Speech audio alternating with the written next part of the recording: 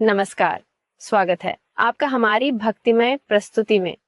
क्या आप जानते हैं इस सृष्टि के रचयिता ब्रह्मा जी को आखिर किसने और क्यों दिया श्राप? आज मैं आपको एक ऐसी कहानी सुनाने जा रही हूँ जिसके हर शब्द में दर्द छुपा है, हर वाक्य में पछतावा बसा है।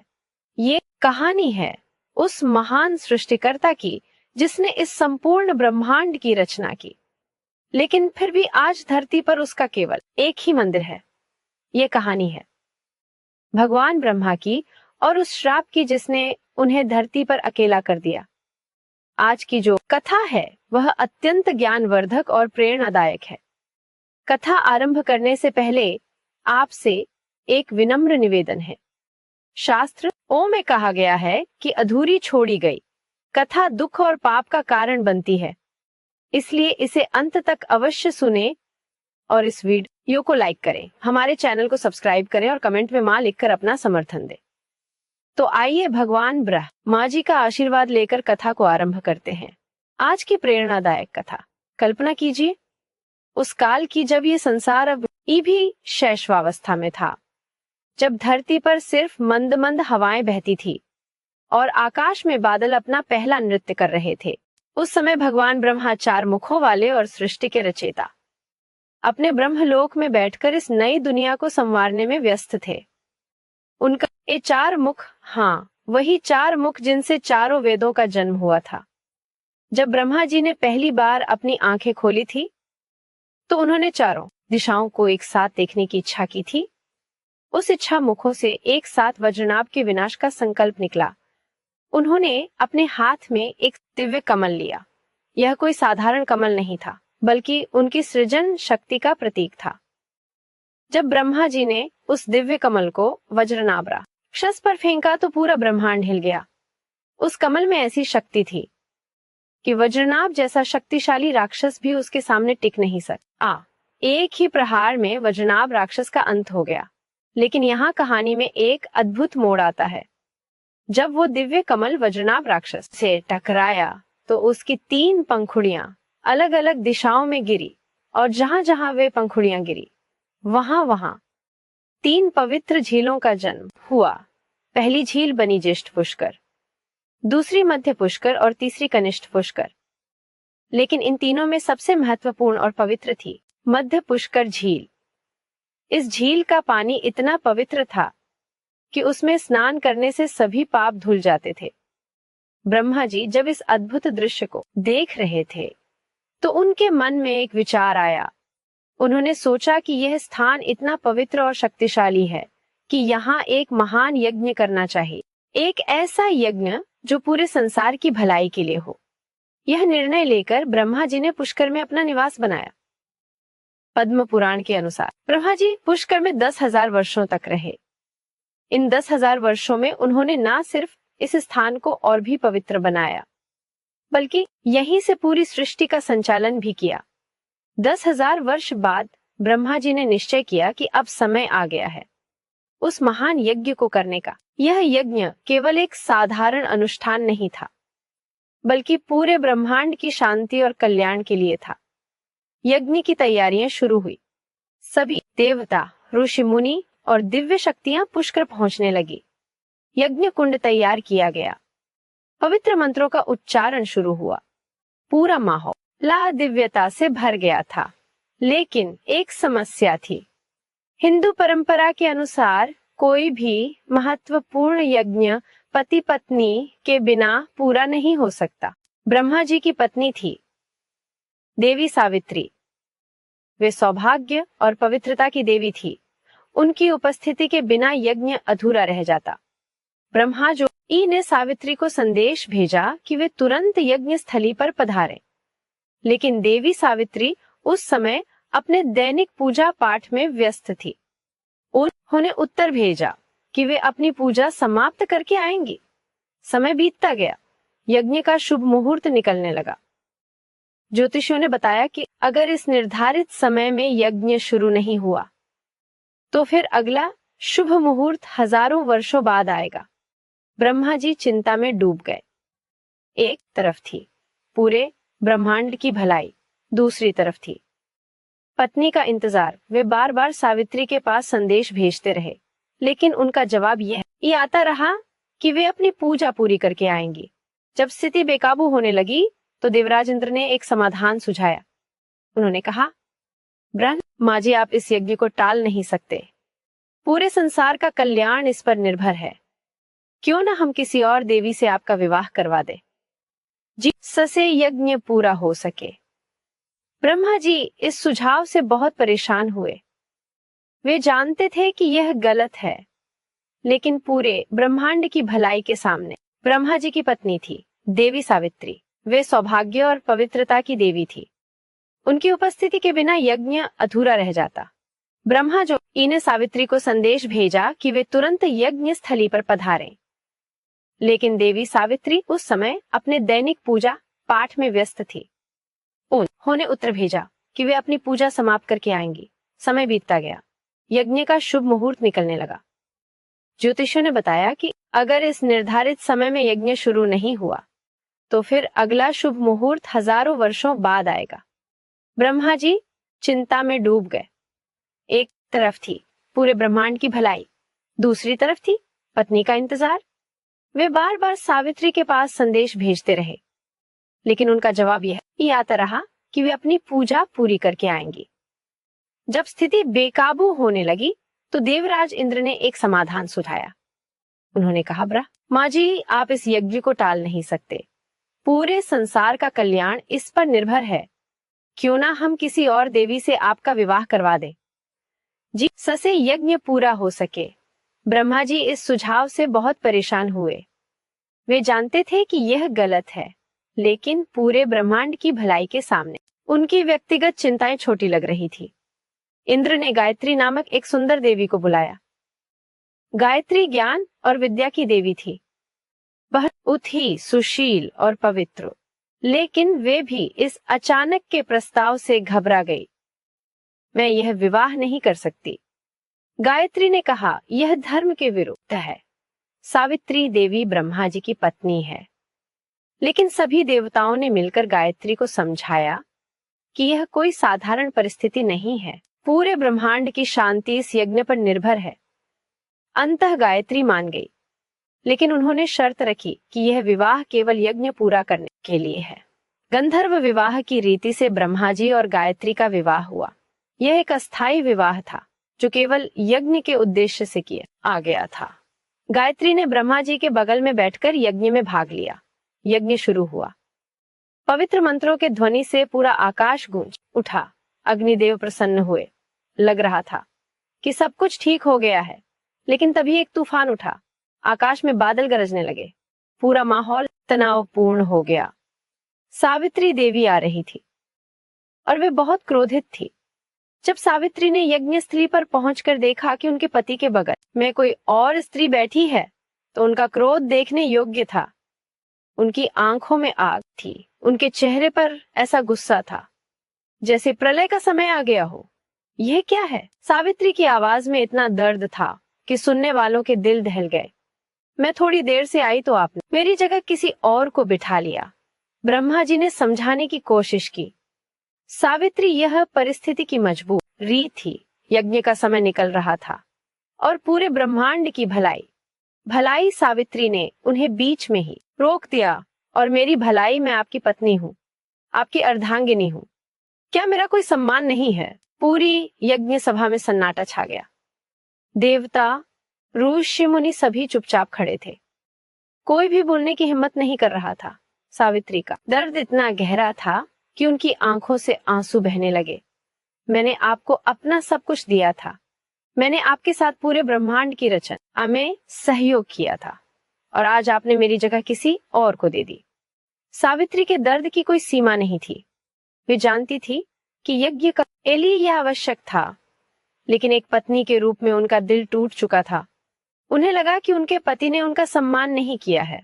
अगर मेरी इतनी ही कम कीमत है आपकी नजरों में?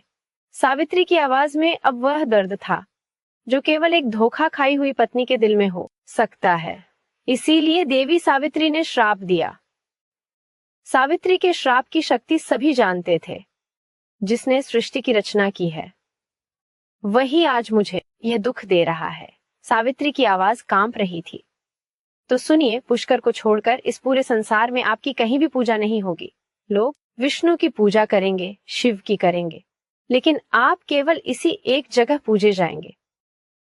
यह श्राप इतना भयानक था कि सभी देवता हैरान रह गए। ब्रह्मा जी सृष्टि के रचयिता थे, फिर भी उनकी पूजा केवल एक जगह होगी। लेकिन सावित्री का श्राप यहीं समाप्त नहीं हुआ। उनका दर्द इतना गहरा था कि वे और भी श्राप देने लगी। और जिन ब्राह्मणों ने यह गलत विवाह कराया है, उन्होंने ब्राह्मणों की ओर इशारा करते हुए कहा, वे कलयुग में कभी भी संतुष्ट नहीं होंगे, वे हमेशा दुखी रहेंगे। सावित्री का गुस्सा अभी भी शांत नहीं हुआ था।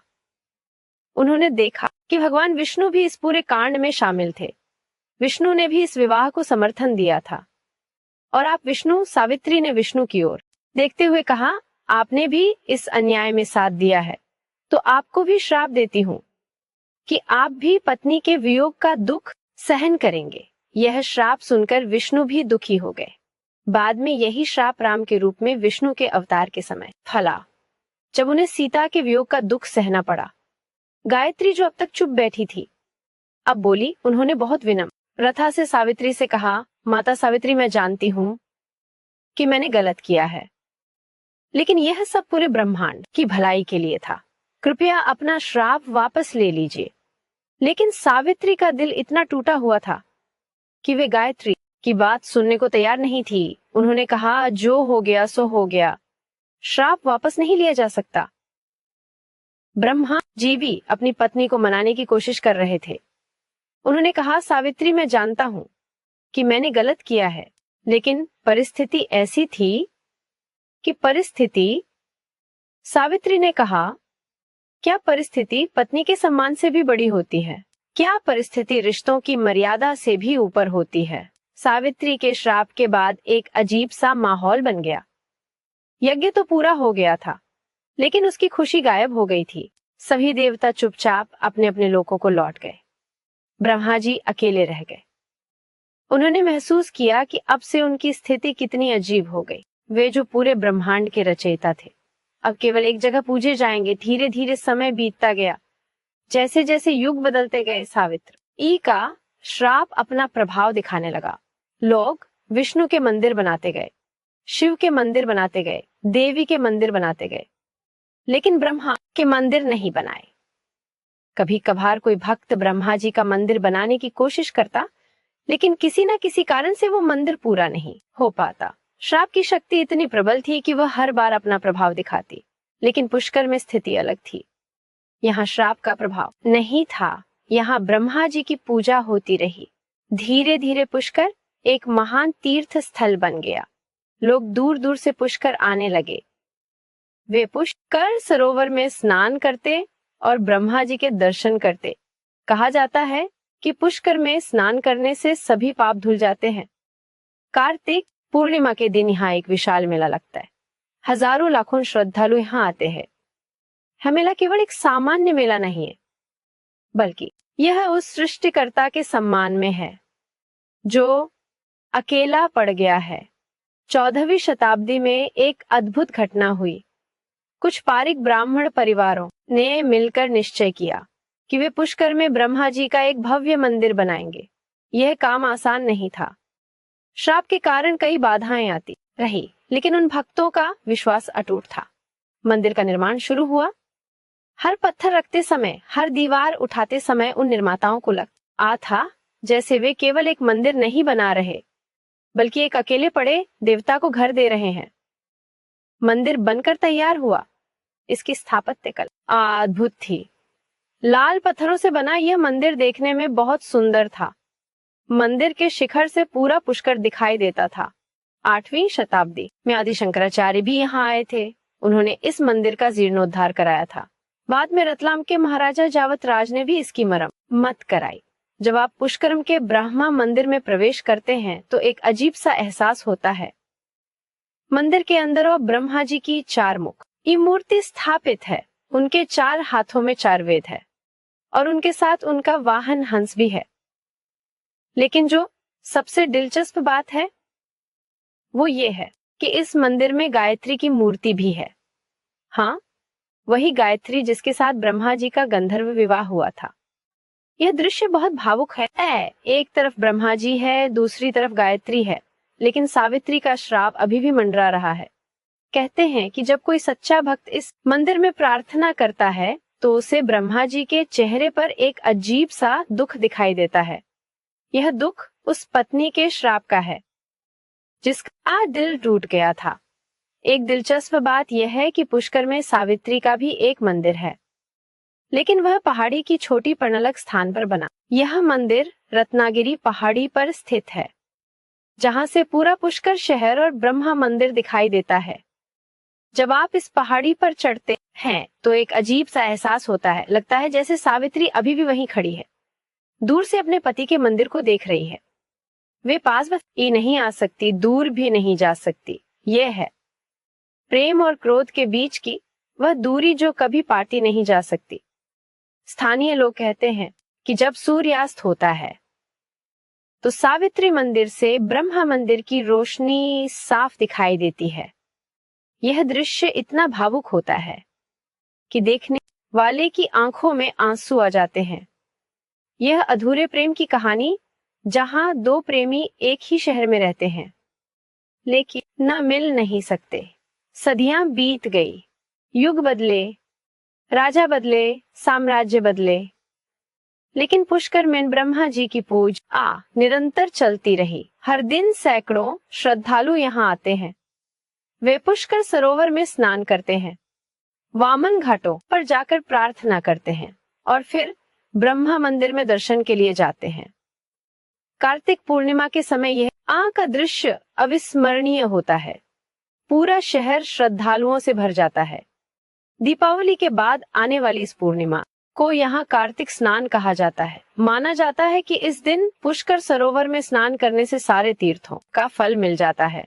लेकिन सबसे दिलचस्प बात यह होती है कि जब भक्त ब्रह्मा जी के सामने प्रार्थना करते हैं तो वे केवल अपने लिए कुछ नहीं मांगते, वे ब्रह्मा जी के दुख के लिए प्रार्थना करते हैं। वे कहते हैं, हे सृष्टिकर्ता, आपने हमें जीवन दिया है, आपने इस संसार को बनाया है, आपका दुख हमसे देखा नहीं आता। समय के साथ गायत्री का मन भी बदलने लगा था। वे जानती थी कि जो कुछ हुआ था उसमें उनकी भी गलती थी।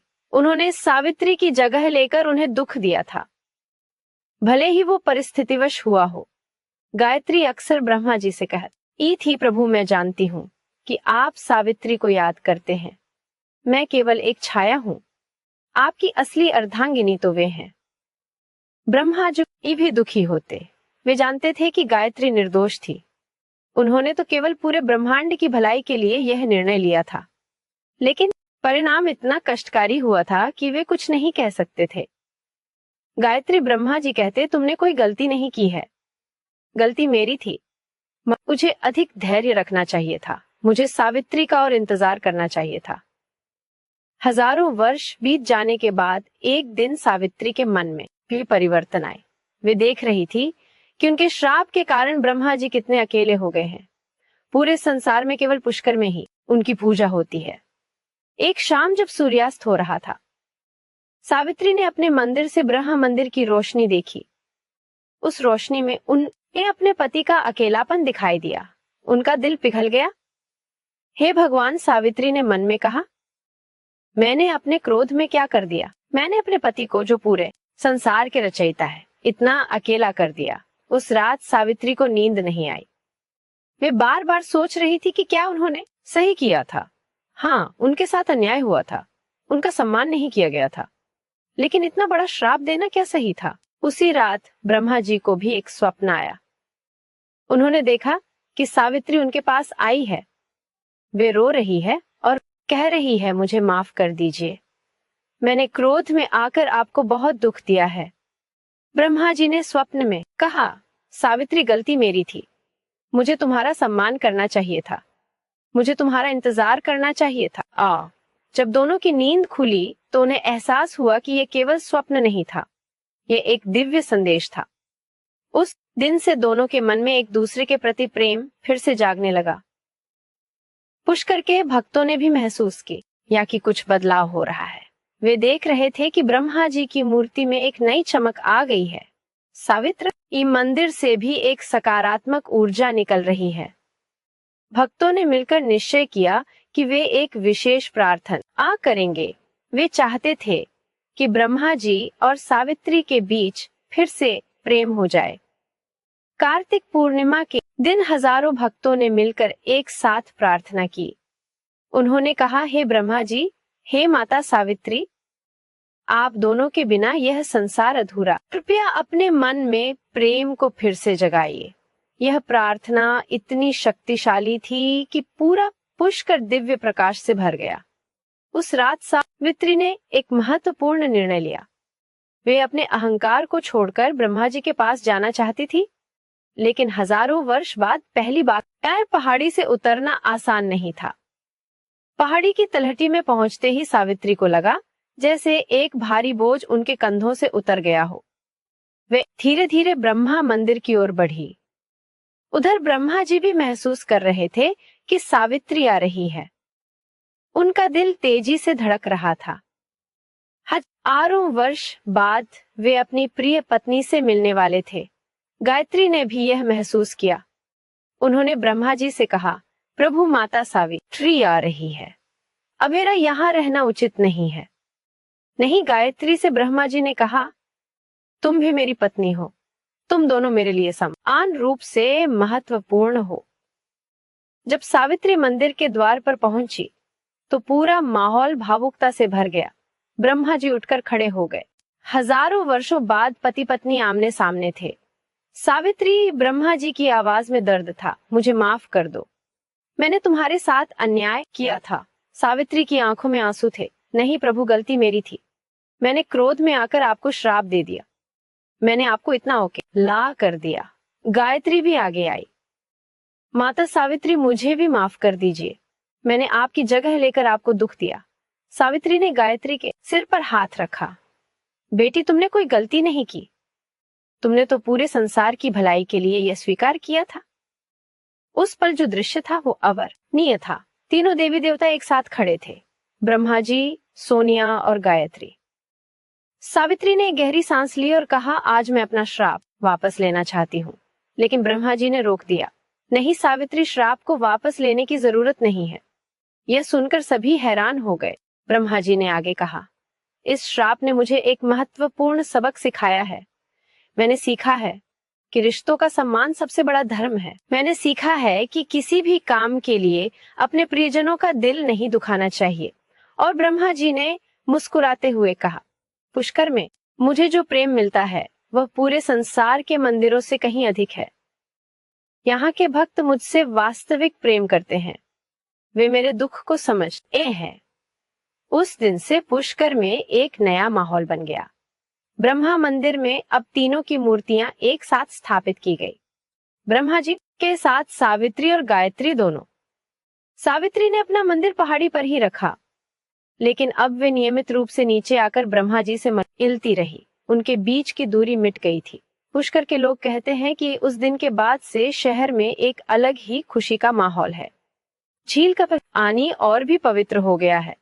हवा में प्रेम की मिठास घुली रहती है। आज 21वीं सदी में भी पुष्कर का महत्व वैसा ही है। दुनिया भर से लोग यहाँ आते हैं। न केवल हिंदू बल्कि दूसरे धर्मों के लोग भी यहाँ शांति की तलाश में आते हैं। विदेशी पर्यटक भी यहाँ आकर मंत्रमुग्ध हो जाते हैं। वे कहते हैं कि पुष्कर में कुछ अलग बात है।